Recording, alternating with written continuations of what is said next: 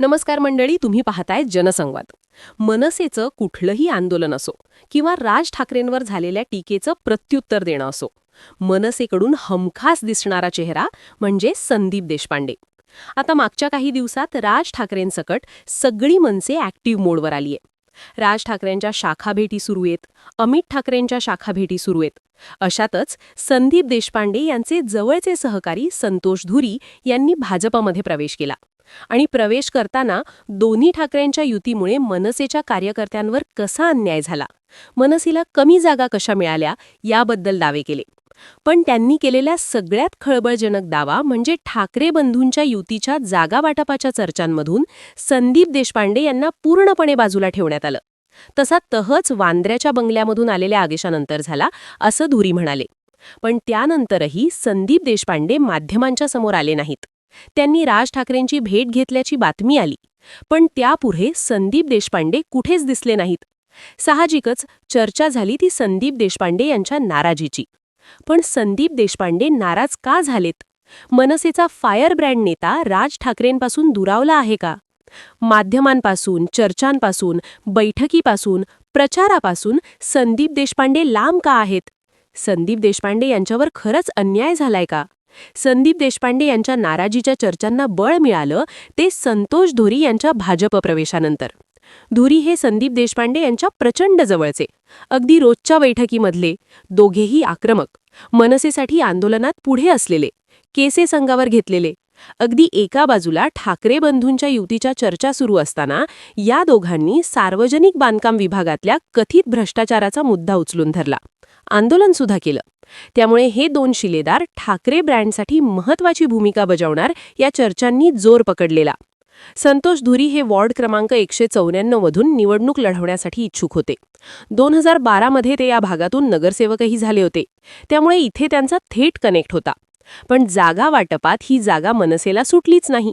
ही जागा ठाकरे गटाकडे गेली आणि आमदार सुनील शिंदे यांचे बंधू निशिकांत शिंदे यांची उमेदवारी जाहीर सुद्धा झाली.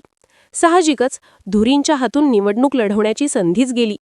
हा वॉर्ड मनसेला सुटावा यासाठी मनसेकडून राज ठाकरेंकडून प्रयत्न झाले अशीही चर्चा झाली.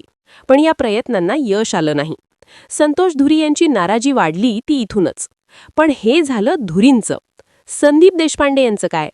तर वरळी विधानसभा मतदारसंघातून संदीप देशपांडे यांनी आदित्य ठाकरे यांच्या विरोधात निवडणूक लढवली होती. त्यात देशपांडे यांचा पराभव झाला असला तरी त्यांनी तिसऱ्या क्रमांकाची 19,000 मतं घेतली होती. मागच्या अनेक वर्षांपासून संदीप देशपांडे यांनी हा मतदारसंघ बांधला होता, मॅन टू मॅन कनेक्ट ठेवला होता. आता ठाकरे बंधूंची युती झाल्यावर काय झालं?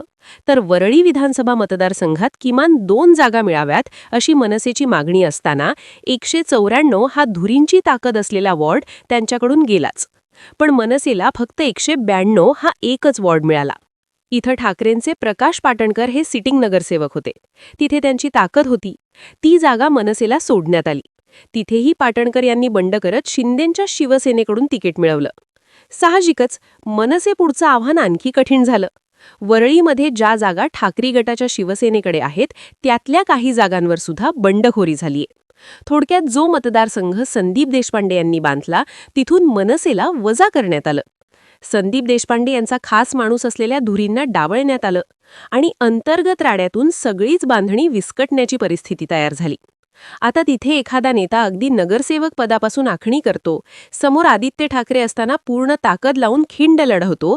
त्या नेत्याला जागा वाटपात एक जागा सुटत नसेल तर अन्याय झाला का याचं उत्तर मिळून जातं. आता फक्त हे एकच कारण आहे का?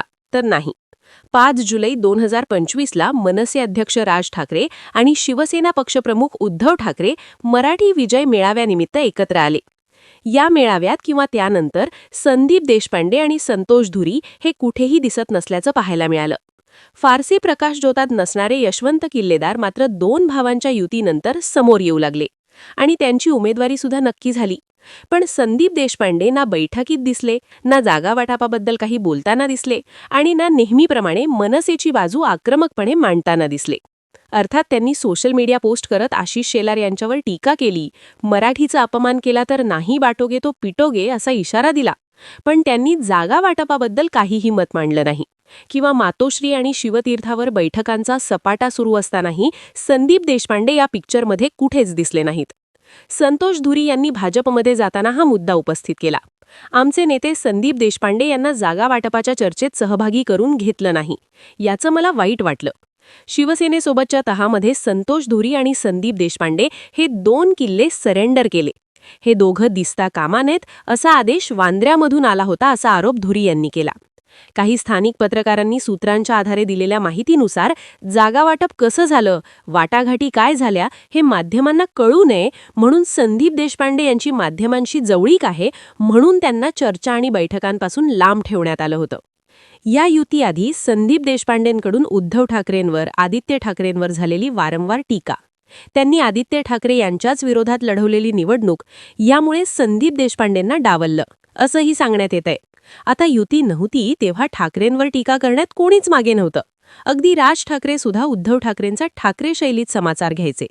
त्यांनी वरळीसारखी अवघड जागा लढवली, ती सुद्धा राज ठाकरेंच्याच आदेशावरून. पण आता त्यांनाच लांब ठेवण्यात आलं. त्यांची ताकद असलेल्या मतदारसंघात मनसेला बॅकफूटला ढकलण्यात आलं आणि पक्षाचा प्रवक्ता, नेता बैठकांपासून लांब राहिला. त्यानंतर संदीप देशपांडे यांचा चेहरा दिसणं तुलनेने कमी झालं. ठाकरे बंधूंनी वचननामा जाहीर केल्यावर संदीप देशपांडे यांची उपस्थिती होती, पण ती नेहमीसारखी लक्ष वेधून घेणारी नव्हती. तिथेही दोन्ही ठाकरेंच्या जवळ दिसले यशवंत किल्लेदार. असं असलं तरी संदीप देशपांडे यांनी आपली नाराजी उघड केली नाही, पण तरीही त्यांना सक्रिय करून घेण्यात आलं नाही आणि देशपांडेंवर अन्याय झाल्याच्या चर्चा वाढल्या.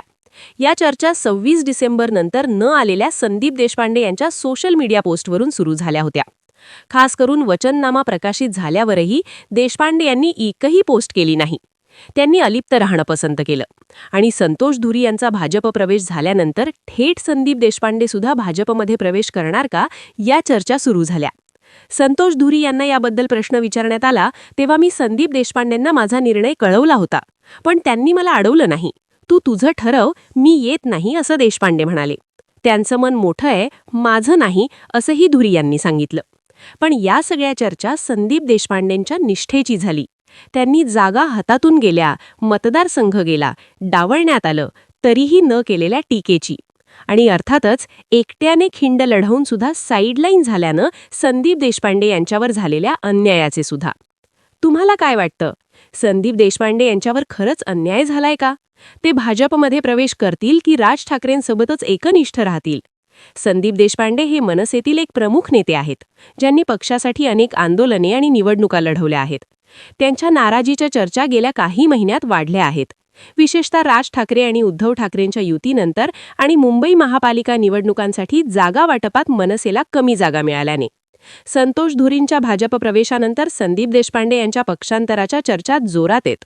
धुरींनीच देशपांडेंना चर्चेतून बाजूला ठेवल्याचा आरोप केलाय आणि मनसेतून गळती होण्याची शक्यता व्यक्त केलीय. मात्र देशपांडे अद्याप राज ठाकरेंबरोबरच दिसत आहेत आणि त्यांची नाराजी उघड झालेली नाही.